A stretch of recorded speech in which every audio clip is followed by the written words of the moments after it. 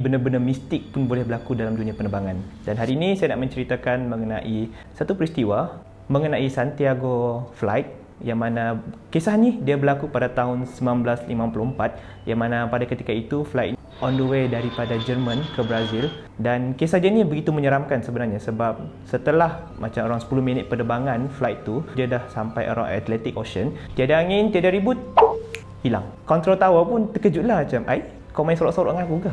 Mereka pun heran macam mana benda tu boleh hilang tanpa ada apa-apa isyarat yang diberikan. Jadi mereka assume lah yang bahawa flight tersebut telah crash dekat Atlantic Ocean. Tapi kerajaan Brazil mereka mulalah melakukan pencarian di sekitar tu, tapi mereka macam tak jumpa lah at the end of the day, dan benda tu sampai sekarang begitu memuskilkan.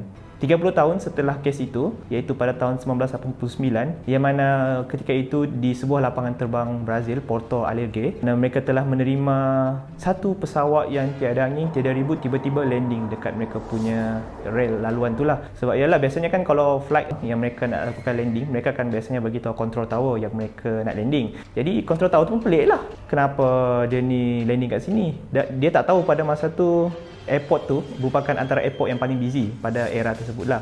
Dan bila mana dia tengok dekat air flight tu tertulisnya Santiago Airlines, dia pun tertanya-tanya, bukan Santiago Airlines ni dah tak ada ke? Jadi mereka pun pergilah cek dalam Santiago Airlines tu ada tak orang. Mereka masuk daripada pintu, mereka tengok dekat passenger semua, mereka pun terkejut, ada tengkorak. Dan mereka pun pergilah cek dekat bahagian pilot.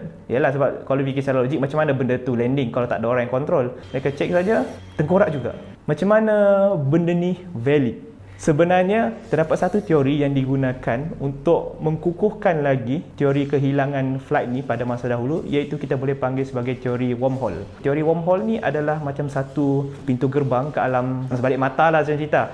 Sebabkan dia punya dimensi tak sama dengan kita, so mungkin timeline dia takkan sama. Jadi siapa yang masuki alam ni, mereka punya umur bergerak dari segi masa dalam satu tempoh masa yang lebih laju, dan juga cahaya pun akan diserap. Dan kebanyakan daripada mereka yang mengkaji mengenai wormhole ni, sebenarnya nak katakan bahawa wormhole ni wujud pun kita sendiri tak tahu, sebabkan tak ada bukti yang jelas dan nyata yang dapat membuktikan bahawa teori wormhole ni wujud. Kebanyakan daripada flight yang kebanyakan yang hilang di serata dunia ni hilang dekat Bermuda Triangle, dan dari situlah timbulnya konspirasi yang mengatakan bahawa Bermuda Triangle ni adalah tempat yang paling bahaya. Di situlah wormhole semua hilang, kapal hilang, macam itulah.